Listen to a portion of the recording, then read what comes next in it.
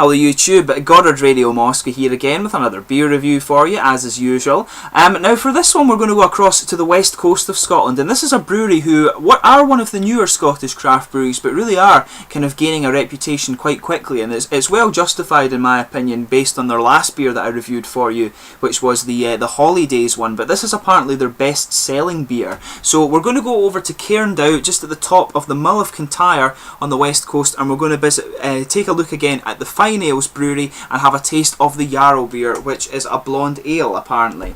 So as is usual with my beer reviews, I'll take you through a brief history of the brewery and tell you a little bit about the local area where the beer comes from, all of that sort of thing. But as always, if you are simply just interested in the tasting of this beer, just move towards the second half of the video. I'll try and put the little box sort of up here again for you to click on, and hopefully that's working in fact. And as always as well, the brewery website's in the video description if you want to read about some stuff yourself, and the link to my other Fyne Ales beer review is in the video description as well, so just click on that link if you do happen to be interested in that.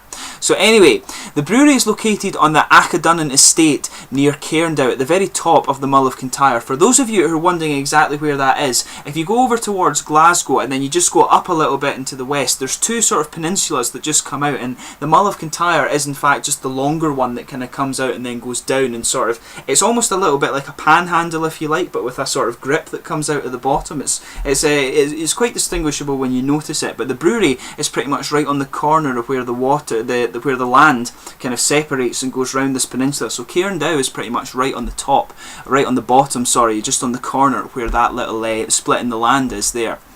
But it's actually just about 9 miles away from the little town of Inveraray, which has a really cool little castle and a very good chip shop as well. So if you get the chance to go to the west coast of Scotland, go and check out Inveraray and the estate as well. But it's quite an interesting one, and as I mentioned, it's part of an estate, and it's been in the hands of the same family for over 100 years, and different parts of the family have actually had a hand in different things that go on the estate. They apparently raise cattle and sheep on their land, and you can buy the meat in the brewery shop, and also venison that they cull, as they cull part of the local red deer population, so that it remains sustainable in the local area. The deer have really been getting kind of unsustainable at this point. They keep sort of outbreeding themselves, if you like. But the river next to the brewery as well is also known for its salmon, and the estate actually has its own hatchery as well, and one part of the family also has an oyster business, and you can rent out a holiday cottage as well on the estate, which is actually within walking distance of the brewery. So for some of you watching in the States, if you ever fancy a trip to Scotland, maybe this is a place for you to look at. But anyway, to move on to the company history itself, Fyne Ales was actually founded by Johnny and Tuggy Delap, who put forward the concept for the brewery in the year 2000, and they basically wanted to bring quality beer back to a part of the country where it was severely lacking. And in 2001 they installed their brewery, and they had their first brew on St Andrew's Day, and the first beer that they produced here was called the Highlander, and you still get this one today, and I will review that for you at a later date. But that year they also introduced Kenny Mackay as their head brewer, and they established their initial core range of beers, which was the Highlander, Maverick and Piper's Gold as well, and I think you can actually get all of these. And in 2002 they also added Vital Spark to the core range as well. Now in 2003, Fyne Ales actually attended their first beer festival, and the Highlander and Maverick beers won gold medals at the SIBA Scotland competitions, and this enhanced the brewery's already growing reputation at this point in time. And 2006 saw the recruitment of Will Wood as the head brewer from Oakham Ales in England, and I do recognise that brewery for some reason. I need to figure out why that is. But at the following year he introduced the Avalanche beer, which he describes as his ideal drinking beer. And in 2007, Piper's Gold, which I mentioned to you was part of the core range early on, it won a bronze medal in the Champion Beer of Britain competition. So as you can see already, this brewery is quite highly decorated in fact. But sadly in 2009, Johnny Delap, one of the founders, died, and the running of the brewery was taken over by his son Jamie. And this year though, the brewery actually celebrated their 1000th brew, and they produced a beer called 1000, which proved to be a great hit with fans, and it was repeated as a seasonal beer, and it was renamed Hurricane Jack, and I believe it's actually part of the regular range now as well, because you always see it in the supermarket. It kind of doesn't disappear and come back again, so I'm pretty sure Hurricane Jack is a regular beer. But a year later in 2010, this saw the first Fyne Fest, in which the brewery basically hosted a beer, food and music festival in the brewery courtyard, and they also expanded the capacity of their brewery from 40 to 60 barrels per week. And Fyne Fest was marked with the launch of the Jarl beer, this guy here which we're reviewing for you today, and it was initially introduced as a seasonal beer and then went on to win won the SIBA Champion Cask Beer in 2011, and then it also won the SIBA Champion Bottle Beer a year later in 2012. But the success of the first Fyne Fest prompted them to repeat it, and it has grown steadily each year,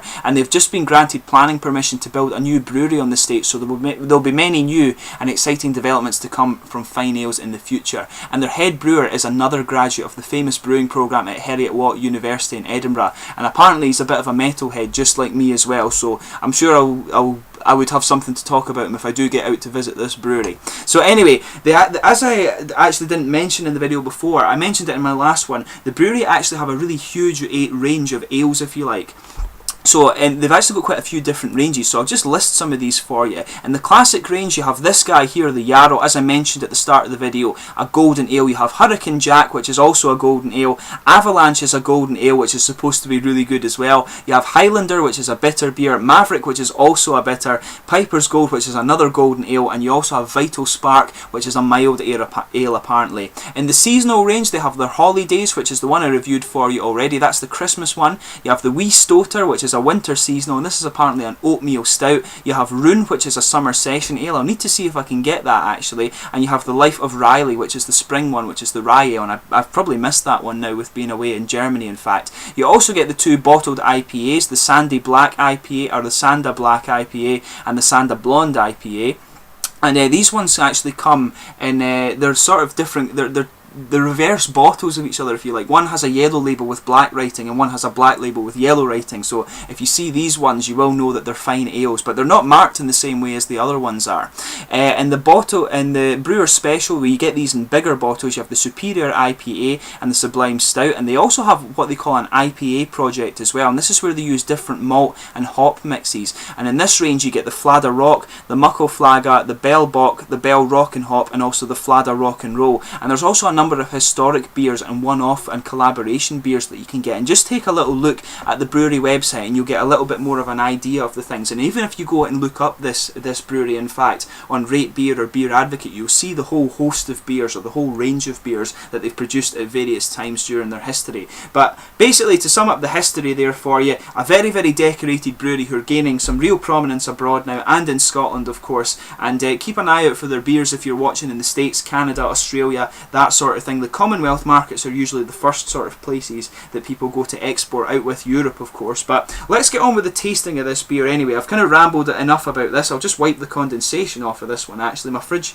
is actually really quite cold, so this one will be nice and just drinkable. I'll just bring up the camera and make sure you're seeing the label there. And this is the typical label, in fact, for the Fyne Ales beers. They're all just different colours really, and you can see it says on the front, it has Johnny Delap's signature. It says, "We use only the best quality malt hops from around the world and pure water from the Highland Hills to make our Fyne Ales. We very much hope that you will enjoy them. Signed, Johnny Delap." And as you can see on the bottle, it says Fyne Ales Scotland, brewed in Argyll, which is the area to the west coast, just where I mentioned the Mull of Kintyre is. And as you can see, it says on the bottle as well, a hoppy blonde session ale. This is a 500ml bottle, so as you can see, quite a nice bottle. This one, surprisingly though, just has a plain gold cap, which from what I remember is quite unusual for Fyne Ales. Usually they actually have the they have a little sort of A on it that's just like this guy here at the bottom. Usually this symbol, I'll bring that up so you can see, the light's kind of getting in the way though. You can usually see that's the sort of symbol you will get on the bottle cap there. But let's get this guy open and get on with the tasting here. And just so you know, a little bit of history if you like in Scotland. A lot of people don't know this, but Scotland, despite its kind of, a lot of people think Scotland is sort of fully Celtic if you like, but there is actually quite a lot of Viking history in Scotland as well. And this beer is actually named after the Norwegian Earls who claimed a lot of the lands around Argyll in the 12th century. And of course the word in Norwegian for Earl is Jarl, and this of course is why the beer is called Jarl. My gran and grandpa actually had a little dog called Jarl as well, a wee sort of Shetland sheepdog thing, the really small ones, and it was a really beautiful little dog, so quite cool to have that as well. But anyway, as you can see, it's a sort of very kind of rich golden strawish colour. It's quite clear. If I put my fingers behind it, you can't really see it because of the condensation, but take my word for it, it is quite clear. You can see there's a sort of fingerish, foamy, more bumpy white head on this one actually. But as you can see, a really, really nice looking beer, very frothy. and there is quite a bit of carbonation actually, a lot of big bubbles with some small ones in there as well, kind of jumping up to the top of the beer. But let's give it a smell and see how we get on here. Really, it's a very, very fresh smelling beer. In fact, that's the first thing that comes out of this guy.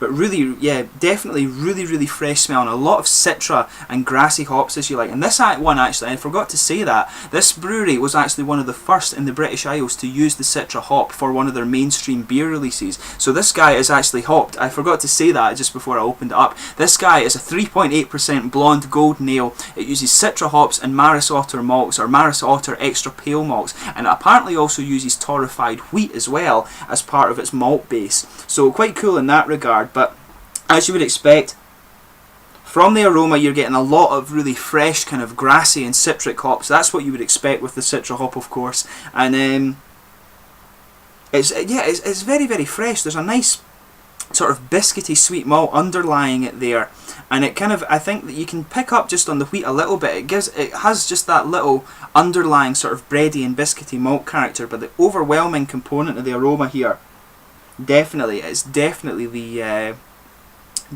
sort of nice citra hops on this one. But let's give it a taste and see how we got on. I'm really looking forward to try this one. Apparently, as I mentioned to you before, this one was introduced for the Fyne Fest in 2010, but it proved very, very popular. And of course, they introduced it as a full sort of a core range beer, if you like, and then it has become their most popular selling beer. So this is the best selling beer from the Fyne Ales brewery in Cairndow in Argyll in Scotland.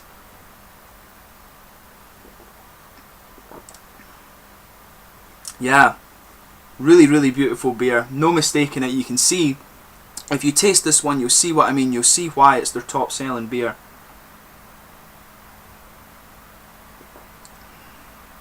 But yeah, it's got a really sort of strong grassy and kind of pine resiny flavour to it.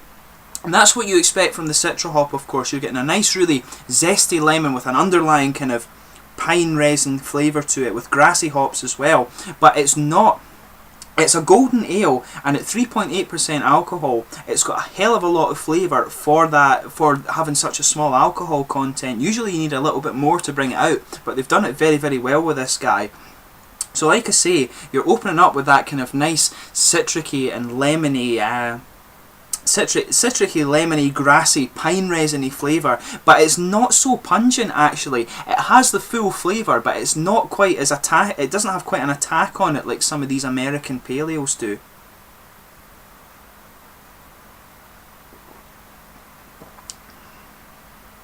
But yeah, it has that nice sort of dry bitter character in the flavour as well. There is an underlying sort of sweet malt character to it, but it's mainly the wheat I'm getting. It does have a really nice underlying of wheat, this beer.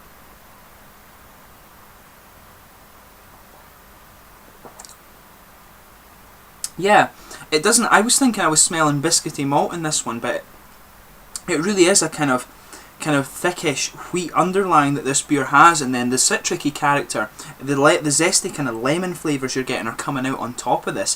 This is a really, really beautiful beer. Highly impressed with this one, I have to say.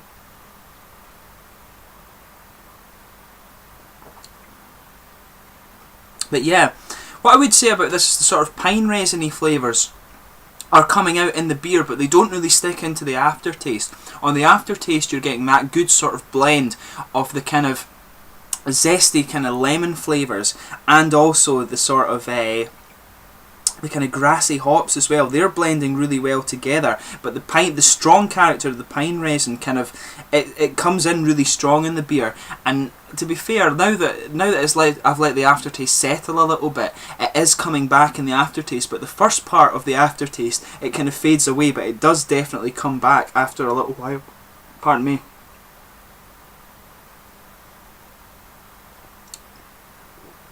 Yeah, I have to say, very, very impressed with this beer overall.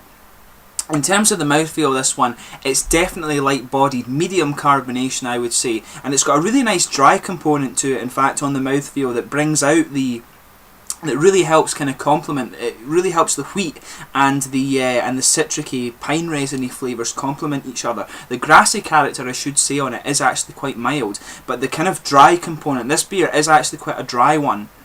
And in many ways, it's actually quite a simple beer, but it's really, really good.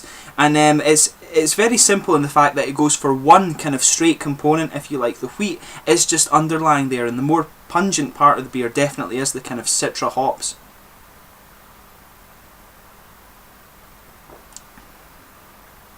But yeah, the carbonation doesn't really... The carbonation is kind of quite... sort of, it's not got much of an attack to it, but the beer, like I say, one of the key components to the mouthfeel in this one definitely is the dry character, and that brings out the sort of citric, the more citric elements of the beer. The grassy character, as I mentioned, is quite sort of mild, but the dry component of this beer is very well done. It really helps bring out the wheat. It helps bring out the sort of blend between the wheat and the citra hops. It's really, really well done. This is a beautiful beer. That's all you really need to say with this one. But it's very, very fresh. That's the other thing. You'll notice when you taste this beer, and I had it in the fridge for quite a little while actually, but you'll notice with this beer, it is very, very fresh. And this is a really, really good session ale, in fact. If you want a few kind of more hop forward beers, then this guy is really one that you would want if you're just doing a session of these beers. And you can get these guys in crates now, so this might be a beer that I'll get for a few summer sessions, if you like, for barbecues and stuff like that. It might be really, really good in that way. So I hope you found this beer review informative. What I'll say about this beer, it's a very, very good brewery who are quite rightly gaining a bit more prominence in Scottish brewing circles, and indeed more further abroad than now actually. So if you can see this guy in the States and in Canada and all that sort of thing, definitely check them out. I really hope you've enjoyed this beer review. This is a really, really beautiful beer. Quite simple, in fact, I would say, but it does what it aims for very, very well.